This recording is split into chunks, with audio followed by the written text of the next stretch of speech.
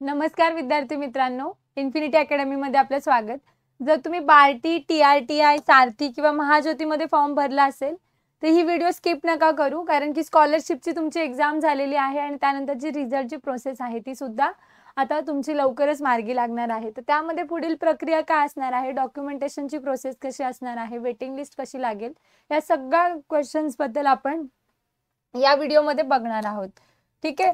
तर मग तर तसेच तुम्ही जर सरळ सेवेचं प्रिपरेशन करत असाल बाकी एक्झाम सोबत, तर त्यामध्ये तुम्हाला ऑनलाईन रेकॉर्डेड स्वरूपामध्ये बॅच अवेलेबल करून दिली जाणार आहे. तर यामध्ये मराठी, इंग्रजी, सामान्य ज्ञान आणि जो जीकेचा पार्ट आहे तो कव्हर करून घेतला जाईल. तर यामध्ये स्ट्रिक्टली लेटेस्ट पॅटर्ननुसार शिकवला जाईल.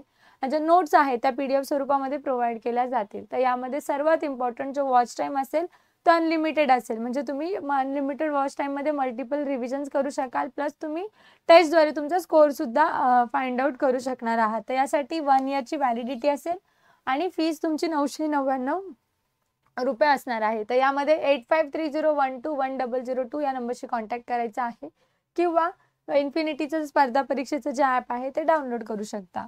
तर मग हे जे अपडेट आहे बार्टीचं, तर आता सर्व प्रशिक्षण संस्था ज्या आहेत तर त्यांचं बार्टीकडे देण्यात आलेलं आहे. तर ठीक आहे, बार्टीच्या सामायिक प्रवेश परीक्षेचा निकाल रखडला तर विद्यार्थी अडचणीत. तर याबद्दल की सप्टेंबरमध्ये आपली एक्झाम झालेली आहे आणि नोव्हेंबरमध्ये अजूनही रिझल्ट लागला नाहीये. तर त्यामुळे विद्यार्थ्यांचं म्हणणं होतं की आता जसं पण 2026च्या एक्झाम्स येत आहेत, 25च्या एक्झाम येत आहेत, त्याद्वारे कोर्सेस अवेलेबल होणं आणि तसंच स्टायपेंड स्टार्ट होणं गरजेचं आहे. तर त्यामुळे यावरती सुनील वारेस महासंचालक आहेत बार्टीचे, त्यांनी सुद्धा याच्यावरती नमूद केलं की रिझल्ट हा लवकरच डिक्लेअर केला जाईल आणि त्याबद्दलची जी प्रोसेस आहे ती लवकरच स्टार्ट होईल. तर त्यांनी यामध्ये सांगितलं की गुणवत्ता यादी ही मंगळवारी किंवा बुधवारी जाहीर केली जाईल, म्हणजे तुमचं पूर्ण मेरिट लिस्टची जी प्रोसेस आहे ती या वीकमध्ये जास्तीत जास्त होण्याचे चान्सेस आहेत. त्यानंतरची जी पुढची जी प्रोसेस असेल ती पसंती क्रमांक, जर त्यांनी तसं मेन्शन केलं तर तुम्हाला कोर्सेससाठी मेन्शन करायचं आहे की तुम्ही कोणतं अकॅडमीचं पसंती क्रमांक निवडू इच्छिता. त्यामध्ये तुम्ही इन्फिनिटी तुम्हाला वाटत असेल तर तुम्ही इन्फिनिटीचं नाव मेन्शन करू शकता. आणि त्यानंतरची जी पुढची प्रोसेस आहे ती स्टायपेंडची आणि डॉक्युमेंटेशनची तुम्हाला करायची आहे. ठीक आहे.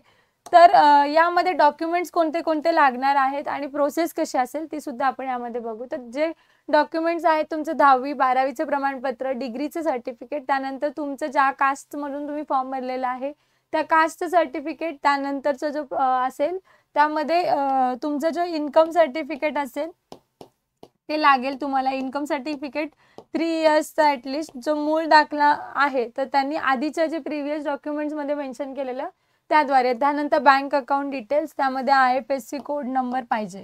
ठीक आहे. देन जे बाकी जे आपण डॉक्युमेंट्स बोललो त्या रिलेटेड. आता जे कोणी विद्यार्थ्यांचं नाव फर्स्ट मेरिटला लागत आहे तर त्यांचं तर डिरेक्टली सिलेक्शन तसं होत आहे, परंतु ज्यांचं कोणाचं थोड्याफार मार्क्समध्ये फ्लक्च्युएशन होत आहे तर मग अशा विद्यार्थ्यांसाठी काय आहे तर थोडंसं वेट करायचं आहे. कारण की काय होत आहे, जे पण विद्यार्थी आहेत, जसं की MPSCचा एखादा स्टुडंट आहे आणि त्यांनी UPSCचा त्याच्यामध्ये त्यांनी फॉर्म सिलेक्ट केलं लिस्ट, आता UPSCला सिलेक्शन दोन्हीकडे झालं असेल तर तो एकच ठिकाणी पात्र असणार आहे. मग त्याची MPSCची जी सीट असेल ती वॅकंट असेल, मग त्याचा तुम्ही लाभ घेऊ शकणार आहात पुढच्या फ्युचरमध्ये. म्हणजे जसं की सेकंड वेटिंग लिस्ट लागेल, थर्ड जेव्हा तुमची फर्स्ट सेकंड लागेल तेव्हा. मग आता किती त्याबद्दल ते बार्टी सारथीद्वारे तसं डिसाईड केलं जाईल, परंतु मग नॉर्मलायझेशन आणि कट ऑफमध्ये खूप फ्लक्च्युएशन होणार आहे. तर मग त्यामध्ये घाबरून जायची काही एक गरज नाही आहे.